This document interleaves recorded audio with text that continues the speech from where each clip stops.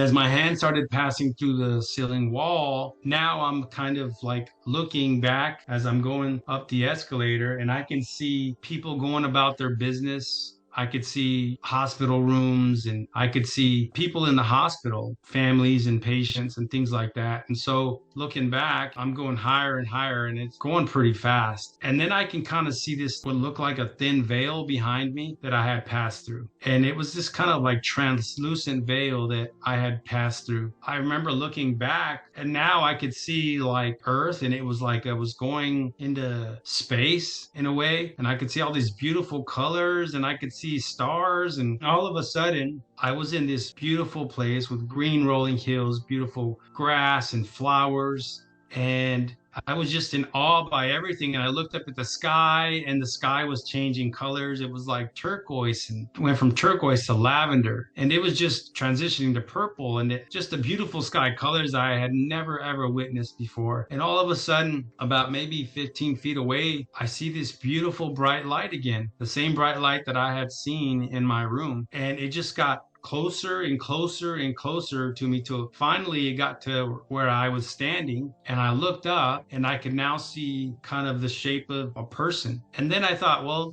could this be a spirit being or is this an angel? I had been taught as a little boy that there are angels, and my grandmother, who was very spiritual, had talked to me a lot about the Lord, about God. And in the back of my mind, I'm thinking, well, maybe this is an angel or some spirit being. And all of a sudden, I could see a shape of a person, and he put his hands out, and I remember seeing light coming from his hands. I remember looking down and light coming from his feet, and I could see on the outer edges there was like, it looked like wounds, but the light was passing through those wounds, so I couldn't see all of it because he was just so full of light. But I was so at peace. I was in this blissful state. I just remember feeling so loved. I was thinking to myself, I could never achieve this sort of love on earth. Nothing compared to the love I felt from this being. And all of a sudden, I didn't see his face because he was so full of light, but he called me by name. He said, most people call me Rob, but he called me Robert. He said, Robert, he said, do you know who I am? In my mind, I considered God and Christ as a hierarchy. And I thought, it's got to be an angel, because there's no way that I would come face to face with God or the Son of God. I'm nobody special. I'm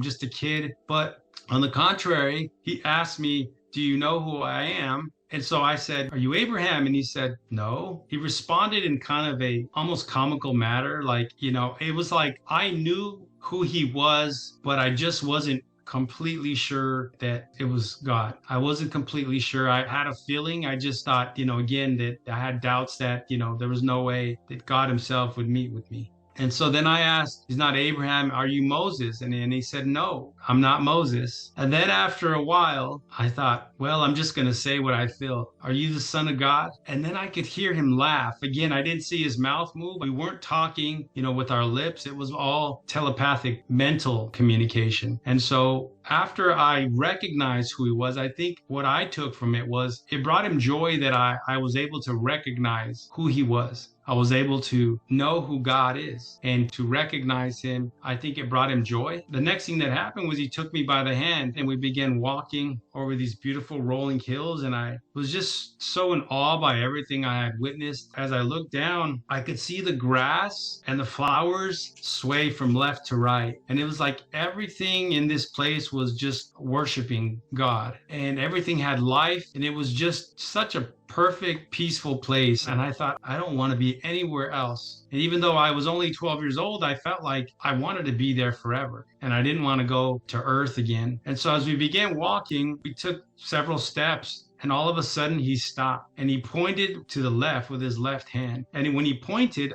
I knew exactly what he wanted me to do. It was like I didn't question anything that I maybe used to question in the past. In my past life, I didn't question certain things. It was like I knew what I knew, and it was clear to me. I was pretty certain of what he wanted me to do. So he pointed to the left, and all of a sudden, there was this beautiful temple. And I can't even tell you that I noticed the temple when I arrived in this place. But all I can say is I was so engulfed in his love and his peace and this light that I wanted to become part of this light, that nothing else mattered. And so when he pointed, I noticed this temple, and all of a sudden, I kind of thought, well, I need to go to that temple. And the simple thought of what I needed to do happened within a matter of seconds. I was right in front of the temple doors, and then they opened up. And as I walked in, I looked to the right and the left of me, and I'm just scanning the room. And off to the right, I could see all these beautiful, nicely decorated tables. And I could see they had fine cutlery on the tables, wine glasses. It was all decorated nicely. And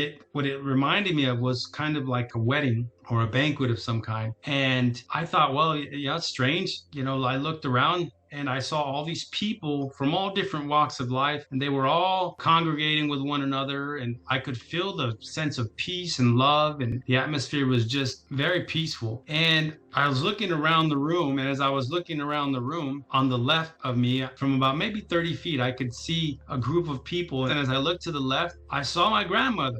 She was about maybe 30 feet away. And when we made eye contact, all of a sudden I was catapulted right in front of her. And she gave me this great big hug. I gave her this great big hug. I was so peaceful and so full of joy that this to me feels like a family reunion. And after giving my grandmother a hug, I also noticed my Aunt Alice. Now, my Aunt Alice, she passed away 7 months after my grandmother passed away. Then I met with my great-grandmother, who I never met. I don't even remember meeting her. Maybe I did, but I was baby, so I don't even remember what she looked like. But my grandmother looked very young. When she passed away, she was in her 60s. And then my Aunt Alice, as I said before, she died young as well. And they both had black hair, and they looked very youthful, like they were in their early 20s, early 30s. And then I also met my great-grandmother, and she did have gray hair. Well, at the time, I didn't understand how age works there. But anyway, after meeting with my great-grandmother, there was all these people, and they were all lined up, ready to greet me. And I had gotten hugs and warm welcomes from everybody, it seemed like.